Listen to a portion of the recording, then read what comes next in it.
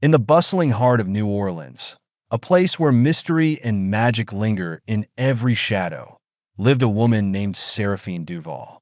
Seraphine was known far and wide for her knowledge of rare potions and mystical herbs, her skill so renowned that people whispered she could speak to spirits. But there was one mystery she hadn't yet solved, a family heirloom, a locket that had been passed down through generations, containing secrets that no one in her family had ever unraveled. One crisp October evening, Seraphine sat in her dimly lit study, fingers tracing the delicate etchings on the locket. She had tried everything to unlock its mysteries, incantations, ancient texts, even spells that had been forbidden. But tonight, she felt a different energy in the air, as if something was urging her forward, coaxing her to delve deeper than she ever had before. As midnight approached, she decided to make one final attempt. She lit a single white candle, muttered an old invocation she'd learned from her grandmother, and clasped the locket tightly in her hand. The room seemed to tremble, shadows lengthening, and a chill swept through the air as the candle flickered ominously. Suddenly, the locket sprang open, revealing a tiny, folded piece of paper that had been hidden away for centuries. Seraphine's heart raced as she unfolded the fragile note.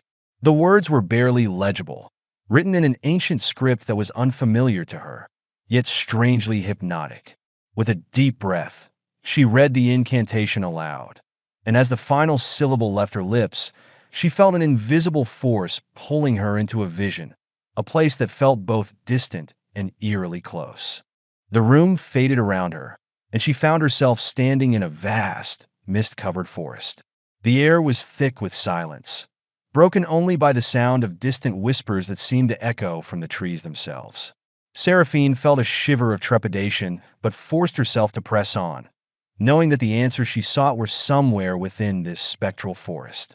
As Seraphine ventured deeper into the mist, the air grew colder, and the whispers became louder, forming coherent phrases that seemed to be warning her to turn back.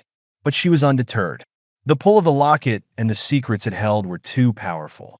Soon, she arrived at a clearing where an ancient stone altar stood, covered in strange symbols that glowed faintly in the dim light. She felt an almost magnetic pull towards it. She approached the altar, placing the locket on its cold, worn surface. Suddenly, the whispers around her grew louder, transforming into agonized wails, and the forest seemed to come alive.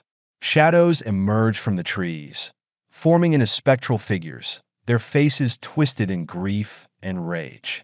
Seraphine realized with a sinking dread that she was surrounded by the spirits of those who had tried to uncover the locket's secret, and failed. One figure stepped forward, a man with hollow eyes and an expression of sorrow. He spoke in a voice that resonated deep within her, as if it were coming from the very core of her soul. "Turn back, Seraphine. This secret was not meant for the living." But Seraphine, driven by her unquenchable curiosity, shook her head. "I cannot turn back. The locket chose me, and I must see this through." The spirit's eyes darkened. "Then you shall bear the consequences, as we all did." With that, he faded back into the mist, and the other spirits began to chant in a language Seraphine couldn't understand, their voices merging into a haunting, discordant melody that made her blood run cold. Yet, despite the warnings, Seraphine felt an unshakable resolve. She knew that this was her destiny, and with a final glance at the spectral figures surrounding her, she pressed her hand to the locket, speaking the incantation once more. As soon as she uttered the last word, a blinding light erupted from the locket, illuminating the entire forest. The spirits recoiled, their anguished faces twisting into expressions of horror. But Seraphine stood firm, feeling an ancient power surging through her veins, a connection to something far greater than herself. The light grew brighter, and she felt herself being pulled into a vortex, as if she were falling through time itself. When the light faded, she found herself standing in a grand hall, its walls adorned with tapestries depicting scenes of triumph and despair.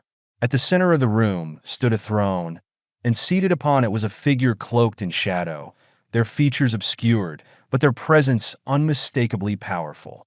"Welcome, Seraphine," the figure intoned, their voice echoing through the hall like thunder. You have proven yourself worthy to unlock the Locket's secrets, but be warned, the knowledge you seek comes at a price. Seraphine approached the figure, unafraid. I am ready, she replied, her voice steady. I have come too far to turn back now. The figure raised a hand, and suddenly, Seraphine's mind was flooded with visions, memories of her ancestors, each of whom had once stood before this throne, their lives shaped by the choices they had made. She saw moments of love and betrayal, triumph and loss, each memory searing itself into her consciousness. She understood now that the locket was not just an heirloom. It was a vessel for the collective memories of her bloodline, a burden and a blessing. The figure's voice broke through her reverie. You are the last of your line, Seraphine. The locket has chosen you to carry its power, but you must decide. Will you wield it, or will you release it? Seraphine hesitated, the weight of her ancestors' lives pressing down upon her. She could feel the power within the locket, an intoxicating force that promised knowledge and strength beyond her wildest dreams. But she also understood the cost, the lives lost, the sacrifices made. Her choice would define not only her fate, but the legacy of her entire family. With a deep breath, she made her decision. I will wield it, she declared, her voice echoing with newfound conviction. The figure nodded approvingly. Very well, but know this. The power of the locket is a double-edged sword. It will grant you the wisdom of those who came before, but it will also bind you to their burdens. You will carry their joys and sorrows, their triumphs and defeats. Are you prepared to bear this weight? Seraphine nodded, feeling a sense of peace wash over her. I am.